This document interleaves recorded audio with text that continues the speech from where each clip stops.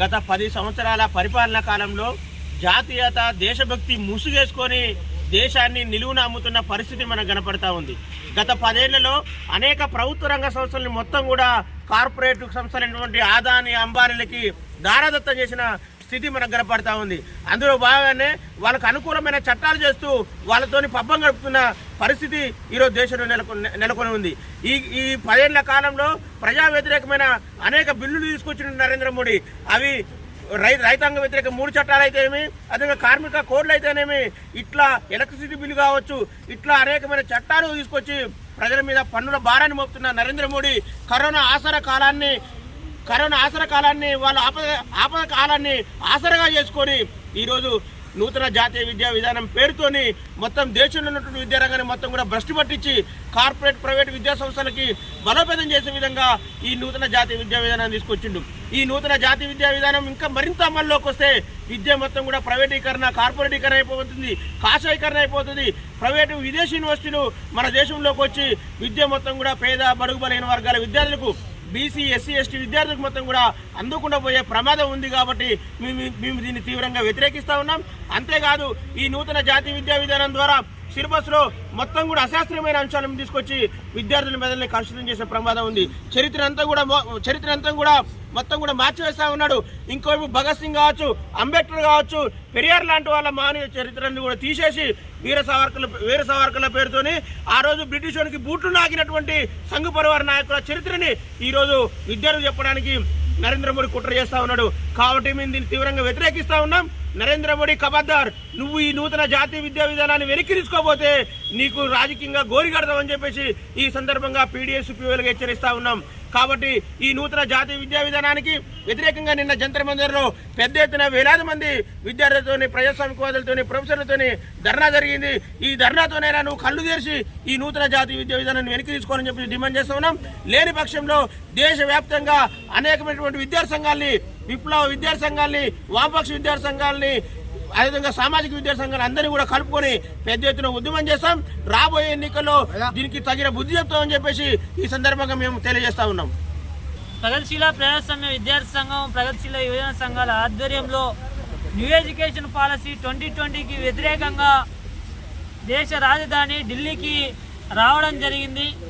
నరేంద్ర మోడీ నాయకత్వంలో ఈ దేశంలో విద్యార్థి వ్యతిరేక విధానాలకు ఇవాళ పాల్పడుతూ ఉన్నాడు. దానిలో భాగంగానే జాతీయ విద్యా విధానాన్ని ఇవాళ తెర మీదకి తీసుకొచ్చి దేశ చరిత్రను వక్రీకరించడం కోసం, అట్లాగే ఈ దేశంలో చదువుకుంటున్నటువంటి విద్యార్థుల మెదళ్ళలోకి మత బీజాలు నాటడం కోసం వాళ్ళ మొత్తం కూడా పాఠ్యాంశాల్లోకి వాళ్ళ మతపరమైనటువంటి విషయాలను, ఒక అశాస్త్రీయమైనటువంటి ఒక విషయాలను ఇవాళ జోడిస్తూ ఇవాళ అనేక రకాల కుట్రలకు పాల్పడుతూ ఉన్నటువంటి పరిస్థితిని మేము పీడీఎస్-పీవైఎల్ విద్యార్థి సంఘాలుగా గుర్తు చేస్తా ఉన్నాం. ఇవాళ ఈ దేశంలో విద్యారంగం బాగుపడాలంటే ఈ దేశ యూనివర్సిటీలను పట్టించుకోవాల్సింది పోయి ఇవాళ మొత్తం కూడా విదేశీ యూనివర్సిటీలను ఇవాళ ప్రోత్సహించే పద్ధతిలో ఇవాళ నరేంద్ర మోడీ నాయకత్వంలో ఈ 9 ఏళ్ల కాలంలో మనం అనేక రకాల చర్యలను చూసాం.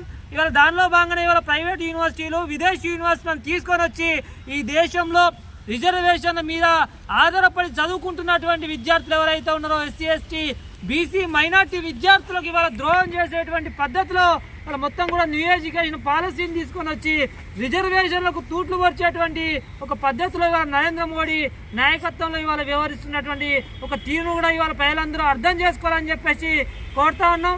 అట్లాగే న్యూ ఎడ్యుకేషన్ పాలసీకి సంబంధించినటువంటి విషయంలో 2020 నుంచి ఇప్పటిదాకా ఈ దేశంలో ఉన్నటువంటి అనేక రాష్ట్రాల్లో పెద్ద ఎత్తున దీనికి వ్యతిరేకంగా ఉద్యమించడం అయినప్పటికీ కూడా నరేంద్ర మోడీ ఎవరితోని సంప్రదింపులు చేయకుండా రాత్రికి రాత్రి తన ఇష్టానుసారంగా దీన్ని తీసుకొని వచ్చి వాళ్ళు మొత్తం కూడా ఈ దేశం మీద రుద్దేటువంటి ప్రయత్నం చేస్తూ ఉన్నాడు. కాబట్టి ఈ దేశ ప్రజలందరినీ ఆలోచించమని చెప్పేసి అంటున్నాం, విద్యార్థులందరినీ ఆలోచించమంటున్నాం. దీనికి వ్యతిరేకంగా ఒక బలమైనటువంటి ఐక్య విద్యార్థి ఉద్యమాల్లో మీరు కూడా భాగస్వామ్యం తీసుకోవాల్సినటువంటి అవసరాన్ని పీడీఎస్-పీవైఎల్ విద్యార్థి సంఘాలుగా గుర్తు చేస్తా ఉన్నాం.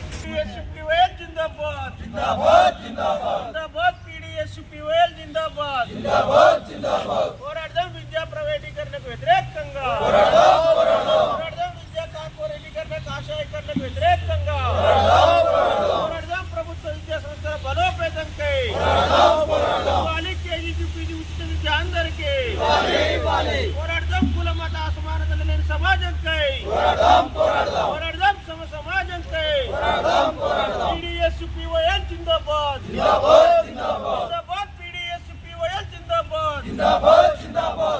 పోరాడదాం సామ్రాజ్యవాదానికి వ్యతిరేకంగా, సామ్రాజ్యవాదానికి వ్యతిరేకంగా.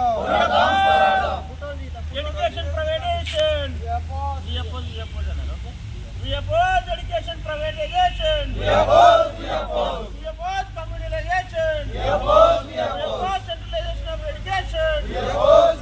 Save education. Save education. Save education. Save education. Save education. Save education. PDS-UPYL జిందాబాద్. జిందాబాద్ PDS-UPYL జిందాబాద్. పాలనకు వ్యతిరేకంగా పోరాడదాం, మతోన్మాద బీజేపీ పార్టీకి వ్యతిరేకంగా పోరాడదాం, ఫాసిస్టు పాలనకు వ్యతిరేకంగా.